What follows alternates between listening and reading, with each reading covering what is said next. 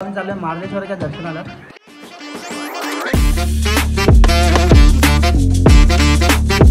दोन गणपती लागतात.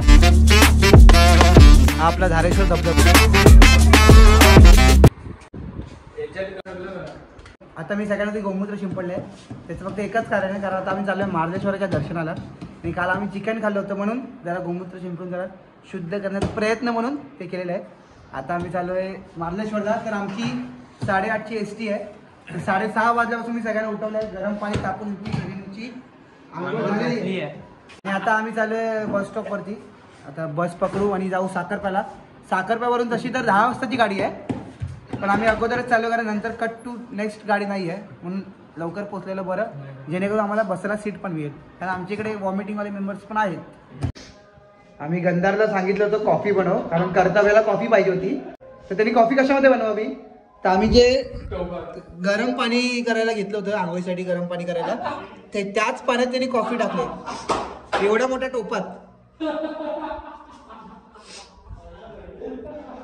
काकी काय आहे, काकी काय आहे, काकी काय आहे. आमची एसटी जरासाठी उठली म्हणून आता आम्ही वडापमध्ये बसून चाललोय साखरप्यातून. साखरप्यावरून आपण मार्लेश्वरची जी पहिली गाडी असेल त्यातून बसून मार्लेश्वरला जाऊ. पण जागा होत नव्हती मागे म्हणून शकतो मागे. आणि मधल्या सीटमध्ये मी, गंधार, दीपेश आणि मधून, आणि मागे आपला कर्तव्य भाऊ आणि चोरली.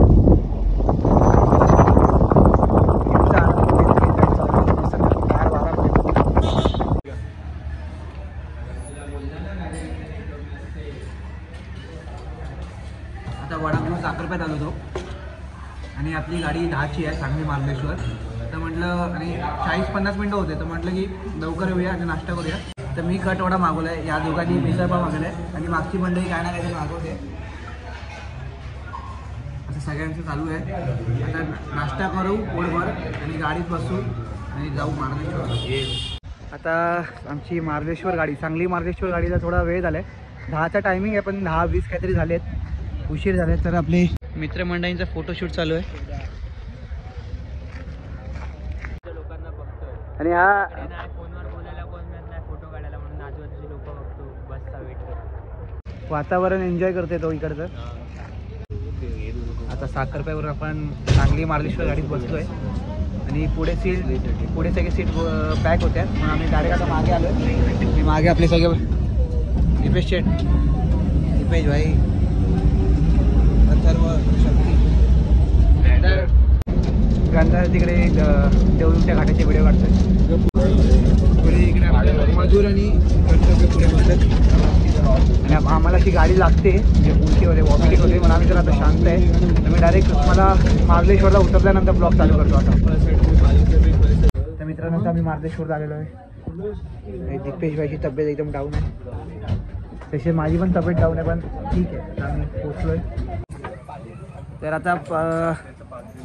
आता साखरपा टू मार्लेश्वर आपण प्रवास करून आता आम्ही थांबलो इकडे खालीच. पायथ्याशीच बरीचशी दुकानं आहेत, तिकडे आम्ही आता निंबू सरबत प्यायला थांबलो आहे. कारण आता एवढा उन्हातून प्रवास केला तर निंबू सरबत पिणं गरजेचं होतं. तर थंडगार निंबू सरबत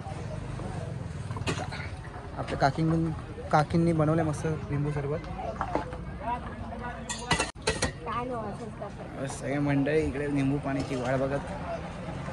दीपेश भाई एकदम सिरियस मोडमध्ये गेले. ते सिरियस मोडमध्ये काय ते आम्ही तुम्हाला दाखवू शकलो नाही. ते एकदम डिस्गस्टिंग झालं असतं, दाखवायला पण नाही पाहिजे. आता ते काय झालं ते आम्हाला DM करा, ह्यांच्यापैकी कोणाला पण सांगतील काय झालं ते. तर आता आम्ही फायनली पायरी चढायला घेतोय. जवळपास 300 ते 400 पायऱ्या आहेत असं मी ऐकलंय. ओम नमः शिवाय. आणि आपण आता पायरी चढायला सुरुवात केलेली आहे.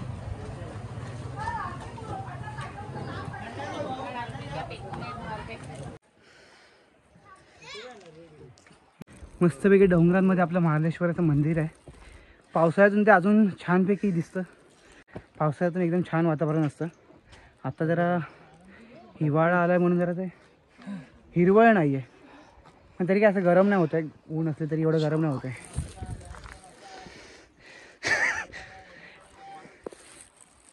नशीब इथे नेटवर्क नाही, नाही तर सगळीजणं आता फोनवरती आता मोबाईल वापरत चढली असती, पण नशीब आणि आता आम्ही श्री क्षेत्र मार्लेश्वर देवस्थानाच्या इकडे पोचलेलोच आहोत. समोरच आमच्या मंदिर आहे आता. आणि मारळचं हे आपलं मार्लेश्वराचं देवस्थान जगप्रसिद्ध आहे आणि जागृत देवस्थान आहे. म्हणजे असं इकडे म्हटलं जातं की आपले जितके पण इच्छा असतील तिकडे सांगितलं की पूर्ण होतात. आता हे होतं की नाही ते आपलं मी पुढे कधी येईन तर नक्की सांगेन.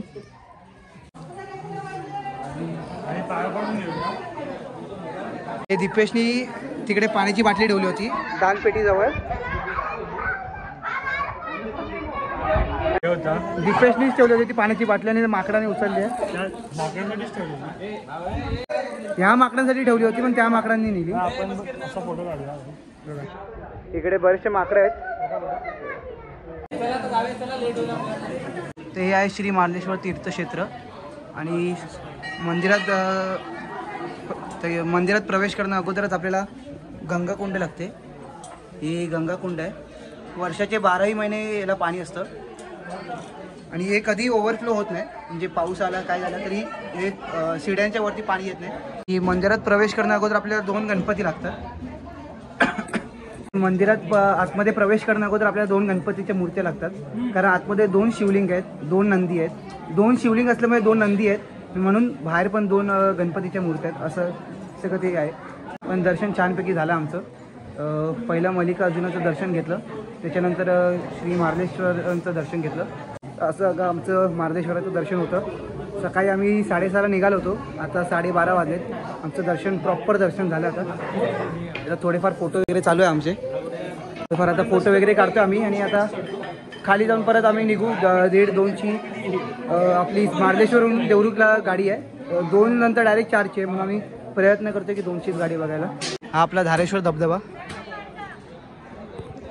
आता धबधब्यावरती जात नाही. आता आम्हाला लेट होतो आहे कारण आमची 2ची ST आहे. ती 2ची ST सुटली तर आम्हाला डायरेक्ट 4ची ST आहे. आणि इकडे थांबून काय आमचा फायदा नाही आहे आणि काय करूच नाही शकत आम्ही. म्हणून आम्ही चालले 2च्या STला आणि थोडी आम्ही घाई करून निघतो आहे. म्हणून इकडे धबधब्यावर वगैरे जात नाही.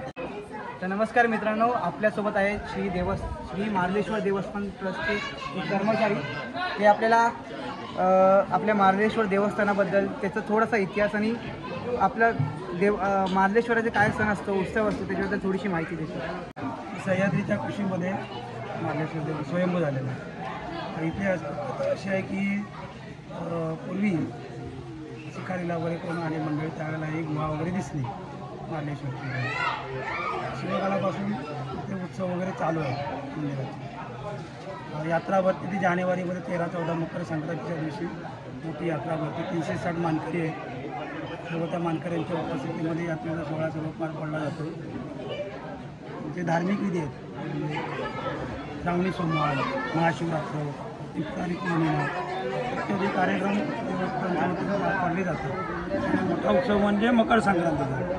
मकर संक्रांतीच्या वेळेला मार्लेश्वर, गिरजादेवी आणि वाडेश्वर यजमानी असे 3 पालख्या 360 मानकरी यांच्या उपस्थितीमध्ये सर्वात यात्रेचा सोहळा पार पडला जातो. आणि आपल्याला मार्लेश्वरला यायचं असेल तर जवळचं बस स्टॉप नाही तर काय कुठे? देवरुखवरून संगमेश्वर रेल्वे स्टेशन, देवरुख त्याला कनेक्शन गाडी आहे देवरुख, तिथून मार्लेश्वर. म्हणजे तुम्ही प्रवास करता मुंबईवरून जर कुठून येणार असतील तर संगमेश्वर स्टेशनला उतरून देवरुखला यायचं. देवरुखवरून आपलं देवरुखच्या बस डेपोवरून मार्लेश्वर गाड्या असतात. तर तिथून आपण मार्लेश्वर देवस्थानाच्या पायथ्याशीपर्यंत पोहोचतो. तर तिथून जवळपास 520 सीट आहे. 520 सीट आहे. तिथून आपण आपल्या मार्लेश्वर देवस्थानापर्यंत पोहोचतो. तर मित्रांनो, we are going back to साखरबा. आता आम्ही साखरबाला चाललो आहे. आमचं दर्शन घेऊन झालेलं आहे प्रॉपर. आणि आता उतरतानाची व्हिडिओ वगैरे बनवली नाही. मी उतरलो, पटापट उतरलो आणि लिंबू सरबत पियालो वगैरे परत. आणि आता आम्ही चाललो आहे साखरबाला परत. तिकडे जाऊन टाईमपास करू थोडा वेळ आणि नंतर गावाला जाऊ. तर आता सगळं आम्ही मार्लेश्वर फिरून देवरुखवरून साखरप्यात आलो आहे. आणि साखरप्यात आम्ही आता आलो आहे आणि सामान घेतो आहे कारण आम्हाला रात्री जेवण बनवायचं आहे आणि आमच्याकडे सामानच नाही आहे. तर स्वर्गीय शेठ आमचे शेफ आजचे स्वर्गीय शेठ आहेत ते आता व्हेज फ्राईड राईस बनवत आहे. हे अजून एक भात आहे स्वर्गीय. ते भात घे. आपलं चोरगे भाऊ बनवते भात स्पेशल डोंगर पाण्यात फ्राईड राईस रेसिपी. चोरगे भाईनी राईस बनवलाय फुल तिखट. एक नंबर. आता ग्रेव्ही बनवलं ग्रेट. भात फक्त खूप जास्ती आम्हाला पुरला कारण आम्ही 3 वाट्या घेतलेल्या, पण आमचे फौजदार बोलले की 3 वाट्या खूप होतील, पण आता कमी पडते म्हणून आता खोदून काय नाही आम्हाला सगळ्यांना एवढा झाला. अरे फौजदारांचा मान आहे तेवढा. हा ब्लॉग जर तुम्ही इथपर्यंत पाहताय म्हणजे तुम्हाला आवडला तर असेलच. तर व्हिडिओ आवडला असेल तर व्हिडिओला लाईक करा, शेअर करा आणि चॅनलला सबस्क्राईब करायला विसरू नका. तोपर्यंत जय हिंद, जय महाराष्ट्र, जय देवडे. जय देवडी.